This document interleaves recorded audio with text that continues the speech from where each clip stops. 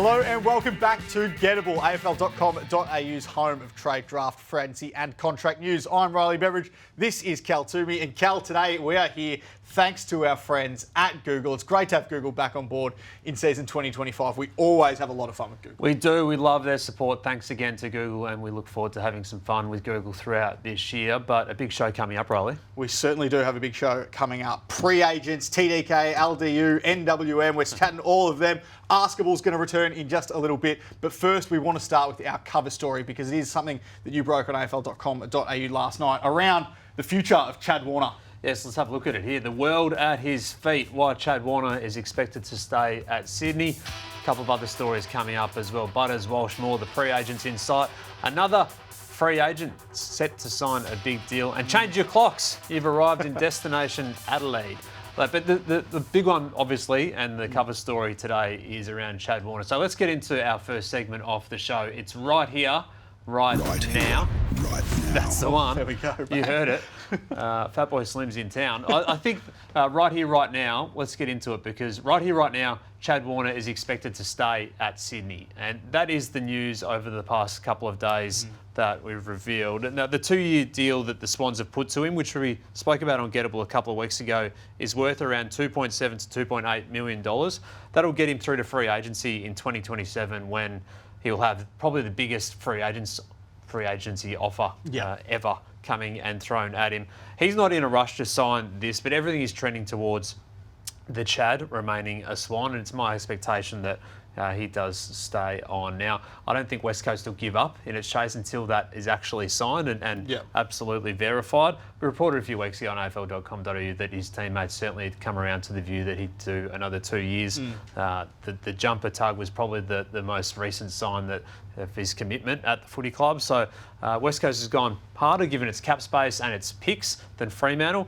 But the expectation now is that Chad Warner stays a Swan. On that 1.3, 1.4 mil across. Yeah, good deal. Yeah. And it makes him one of the biggest paid players in the competition, if not the best paid player in the competition in 2026. So still to sign it, but the expectation now from rival clubs is that it's heading that way.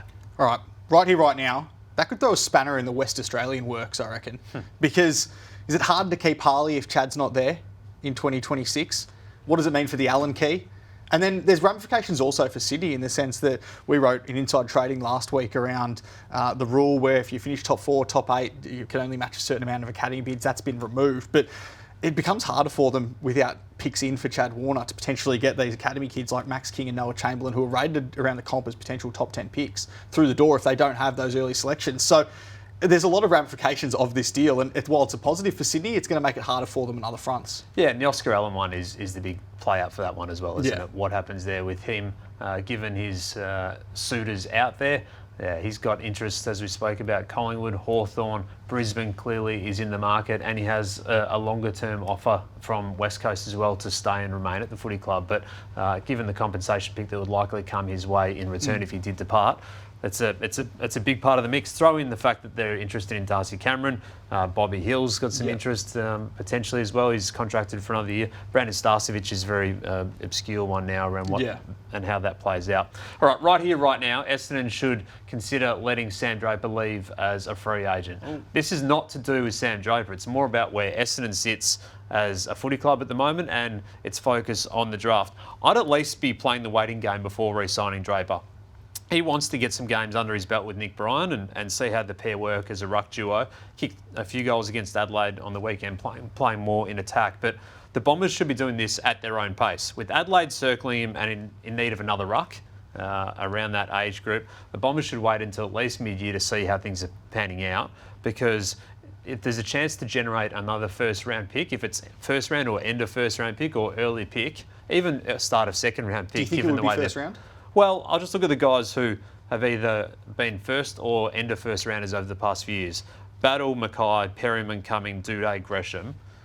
Is he that far off that sort of realm of players? Now, it obviously depends on the deal that the Crows could offer and the length of that deal and how lucrative it is. But if I'm Essendon, right here, right now, I'd be holding and waiting and seeing if you can generate another early pick, given you've already got 2 first rounders. All right, like that from you. On the topic of Sam Draper, right here, right now, Adelaide is a destination club. Their first 2 weeks of the season, 46 goals across the last couple of weeks. They're playing fun football. They've got all of their picks, 25, 26, 27 in their hand. That was a benefit of the work they did last year with Cumming, Peatling and Neil Bullen not costing them a first rounder or a future first within that. All of their best players are under 25 years old. They've got a stack of top-end picks. When they're in the mix for Sam Draper and Nasiah Wanganeen-Miller, I think you're looking at them going, this is a football club that you'd want to join. You reported a couple of weeks ago that the Nasiah deal, they've got 8+ years on the table for him at the football club. I think if you're watching them over the last couple of weeks, I mean, Nasiah had 21 goals kicked on him in round 1. Sam Draper had 25 goals kicked on him in round 2 against Essendon. They've got everything Adelaide in that sense. And they've also got a Geelong-like location sell where they don't just sell the football aspect of it, but they've got beaches, they've got wineries, it's an events town, they've got live golf there now, gather rounds there, players are playing there more regularly now because of those events. So you're saying it's the new destination, the new go-to? I think it's the new go-to club in the competition. And City. If they can continue... You've been won over by live golf. Live golf and gather round. I mean, we spend a week in Adelaide every year for gather round, and it's a town that's happening now, I think. And I just think the way they're playing their football now, I think harder tests are going to come. I mean, St Kilda and Essendon could be bottom 4 sides this year. But if they can continue on this momentum string, then they're going to be a destination club at the end of the season. All right, right here, right now, another name is about to be wiped off the free agency list. That is Kane Farrell. He's closing in on a new deal at Port Adelaide, likely to be a 5-year deal with the Power. So he's edging towards that deal. That'll see him signed through to the end of 2030. So he's going to be a new member of the 2030 club. 26-year-old has been a key member of the Port back half for several seasons now, particularly with the exit of Dan Houston last year. Yeah. That slicing left foot kick is so important, which we saw on the weekend as well. So he would have qualified as a restricted free agent, but this is getting close to being locked in. So he's about to be wiped off that list. Okay. And final one, right here, right now. The move to make 3-year contracts for top 20 picks isn't working in helping stabilise young talent at clubs. So let's just take a look at the top 20 from 2023. This is the first group that had those automatic 3-year deals. Yeah, only 4 of those players, Caleb Windsor, Ethan Reid, Colton Tholstrup and Will Green, have signed on beyond 2026. If it was still at 2 years, I almost guarantee Harley Reid, Colby McKercher, Jed Walter, Nick Watson, Riley Sanders, Nate Caddy would have all done 2 years by now. Yeah. In the end, they don't and haven't and are willing to wait it out. So it gets to the point where some of these guys might, and not specific to this group, but the thoughts will come into these players' minds, do you leave after 3 years instead of waiting it out for 4? Yeah. So I do think that the new rule hasn't really worked in terms of locking in some stability around these young talents, and unintended consequences that they're actually taking longer to sign up. Yeah, like that from you, Cal. All right, we want to chat some pre-agents because everyone's chatted free agents. We've chatted heaps over the last fortnight, but pre-agents, that's where it's at. The players that are free agents a year's time, this is where clubs look to target them, and where clubs who have these players look to potentially think, right, are we going to get more compensation if they leave 1 year to go before free agency? So let's have a look at some of the big ones. And Zach Butters and Sam Walsh are clearly 2 of the biggest. Dylan Moore, Ben King and Brian Myers in there. Port Adelaide already doing everything you can to keep Zach Butters. Yeah, and you would be, wouldn't you? He's one of the top 10 players in the competition, if not a top 5 player, and they're missing him a lot at the moment. Butters is the one everyone's talking about. I think some clubs think it's live this year, given he's got a year to go on his contract, but I just can't see how Port Adelaide would budge at all this year. I think wait it out another year when he's a restricted free agent. I think they would be able to match as well and then force a trade to generate more than just one free agency compensation pick if he did choose to leave. Every club will be able to move money around to make that happen in that scenario, given the way salary caps are looking next year and beyond. So as much as some clubs think they'd be in the mix this year, I think it's more a next year conversation. Geelong, the Western Bulldogs, Essendon, Collingwood, I think they'd be the clubs that would be leading the way in terms of the chase for Zach Butters, but I just don't think he'd leave in contract, and I don't think they'd let him leave in contract. Walsh will get big offers this year. I think he's already one of the Blues $1 million men, but Shapes is their next captain. As a pre-agent, he'll get big money thrown at him to turn his head this year, I think. Yeah. Particularly if Carlton's woes continue. Do I think he goes? No. But I do think that he'll have some things thrown at him this year to consider, and I'm sure Carlton will be keen to lock him in as well. Yeah, Dylan Moore's going to be interesting as well because he'll be unrestricted in the sense that he was delisted in 2020, so he's unrestricted for life in that sense. And then Brian Myers is into his 8th year this year, but he's signed through until a 9th year, so that's why he is a pre-agent this year. Let's take a look at the next slide. Zach Bailey, Kieran Briggs, Justin McInerney, Liam Ryan and Chase Jones. Chase Jones is an interesting one there in the sense that he'd have Tasmania 2027 in the back of his mind, given he's a local boy.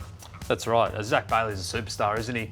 A player out of that 2017 draft crop that's been so good for the Lions. Huge in their premiership win. Huge again at the start of this season. Look, he's at a 9th-year player, so he's still eligible for free agency, clearly, and restricted free agency, whereas most of these guys are coming into free agency for the first time at their 8th year.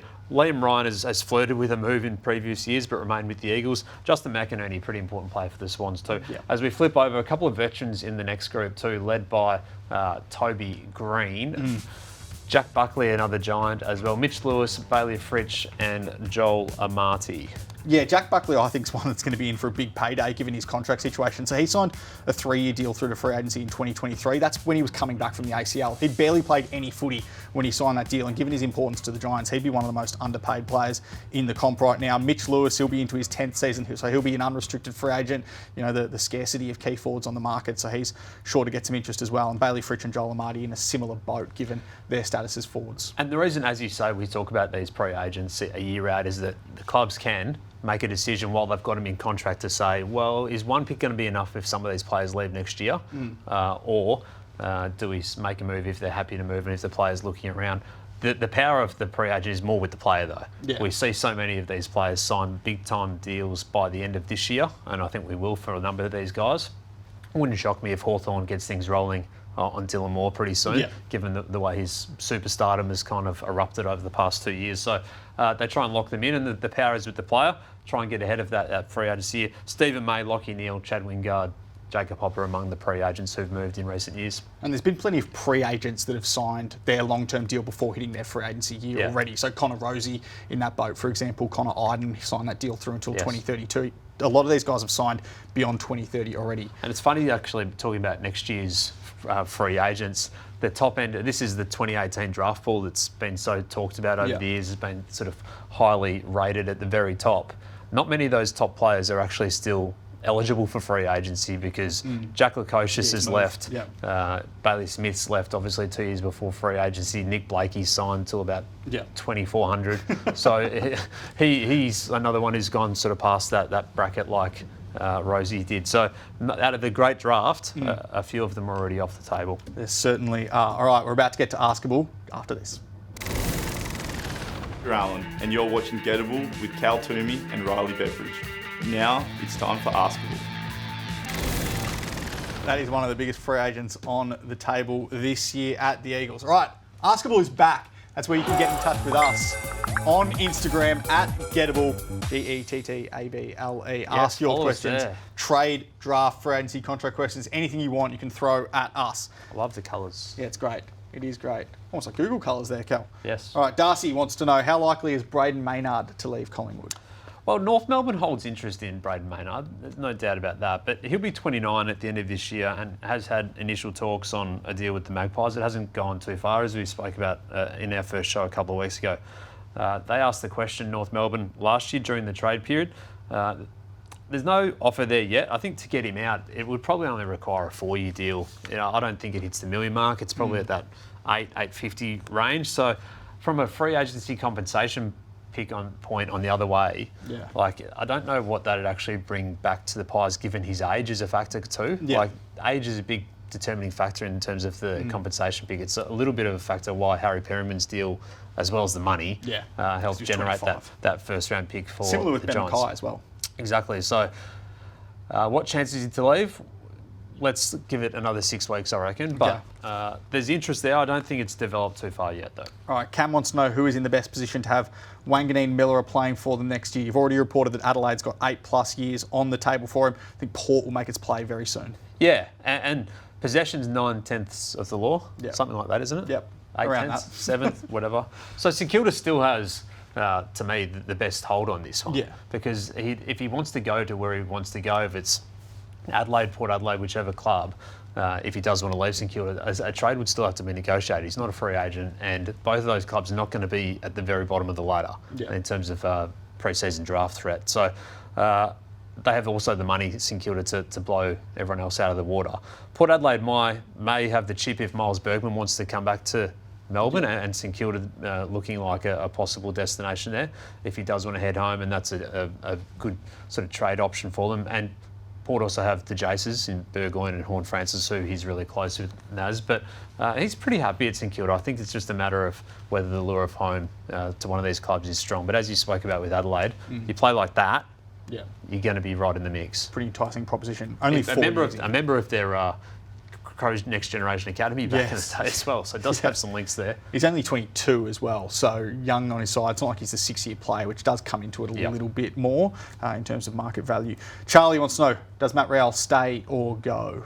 I think it's heading towards him staying at the Suns. That's where I think it sits now, and that's when the view of Victorian clubs as well is that it's more likely heading towards him staying at the Suns. Still no real timeline on when he gets to that decision, but performance is a big factor, as with a couple of these guys who are out of contract, and his start to the season, Gold Coast start to the season a couple of weeks ago, albeit against West Coast, was very strong. So I think the expectation more so now is that he stays than goes, but still a bit to play out. John wants to know, where does Dan Curtin's younger brother sit in the draft pecking order? Cody Curtin, the big forward. Yeah, Cody Curtin. He kicked 8 goals in a practice game over the weekend, and this is from Vision last year of him dominating a game as well. He's 200 centimetres and he can run and move. He's a big unit. He's a big unit. He's a mark clunker.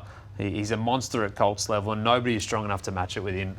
A reference point I actually got told during the week from Western Australia was that it was sort of a Tom Lynch type of forward. So think about those type of players who, as you see, body shape, size, mobility. So he's pushing top 15, and he might well be WA's best prospect this year. So definitely a lot to like with what Cody Curtin's doing. Big unit. Udaman wants to know, what happens with Jamari Ugle-Hagan in 2026? I don't think I see it being with the Western Bulldogs. It's hard to say now, isn't the signs are pointing to a fresh start elsewhere, and the lure of that being potentially out of a non-traditional footy state as well, like Queensland and New South Wales, is something that makes some sense. We threw up Brisbane, obviously, late last year as being a potential option. So still a lot to play out in that case, but I think it's hard to see it being at the Dogs next year.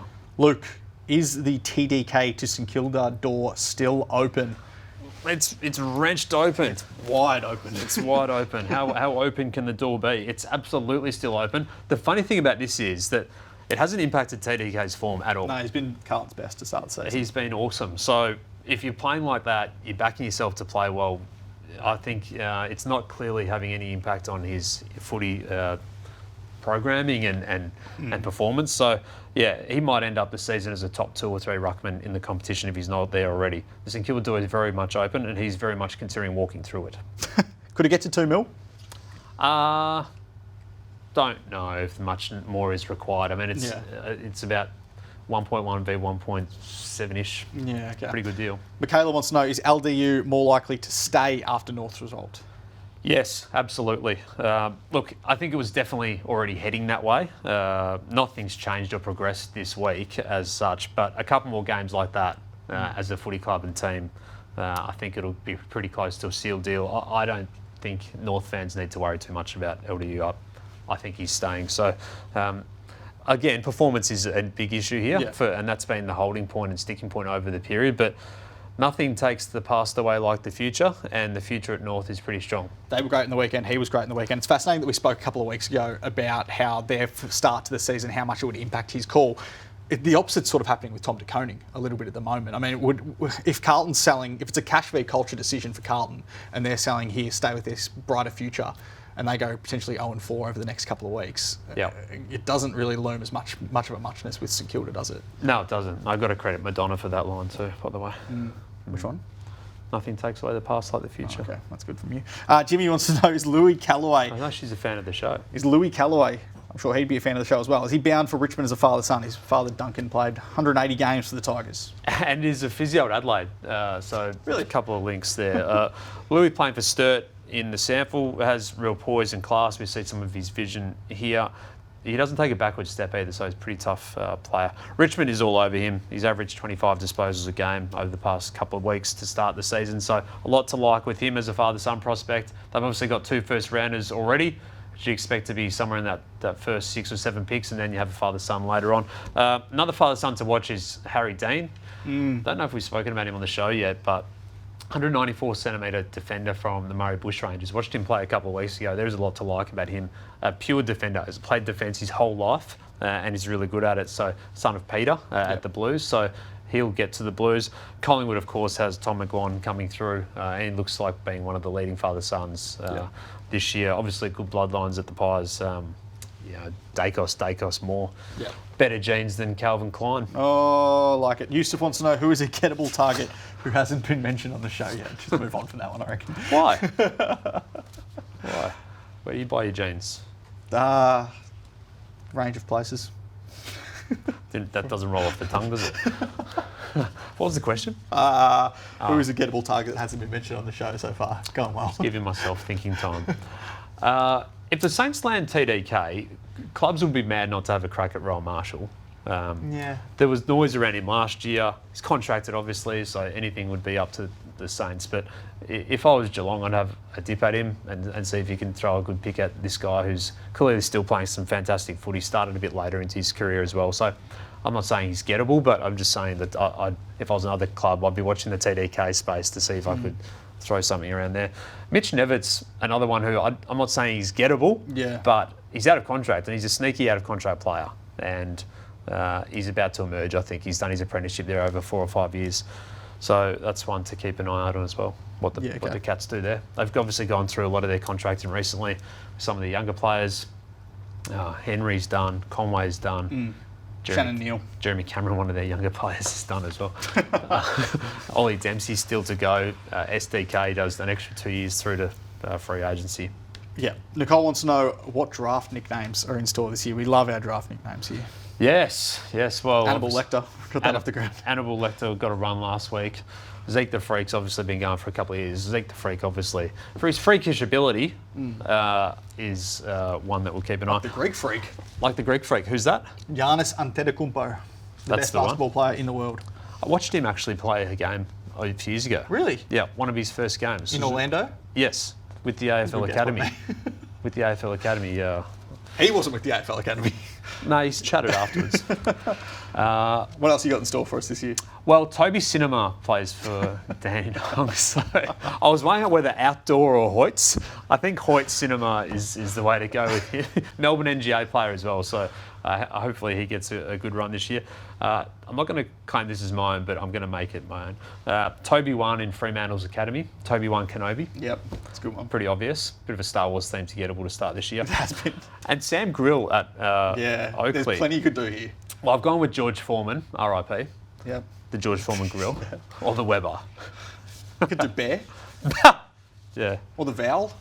No vowels in his surname. No, there isn't. No, it's pronounced Grill as well. Yeah. But it's obviously on the back of our Wizard and... there they are. There they are, down there. Wizard and Viking success. The Viking's playing soon. Is he? He's in soon. There's the Kako Clapper. How far away is the Viking, do you reckon? Close. Very close. Next and you got the Clapper there as well. Yeah. That was me when he kicked a goal late in the fourth quarter on the weekend or whatever. There wasn't many claps. All right. The Crows. Plenty more still to come on afl.com.au across the course of the week. Keep your eyes peeled for inside trading on Wednesday evening, all of the latest contract news in there. We'll be back same time, same place next week on Gettable. Thanks again to Google. It's great to have Google. Get on the phone on my Pixel. Great to have Google back on board in season 2025. We will see you next week.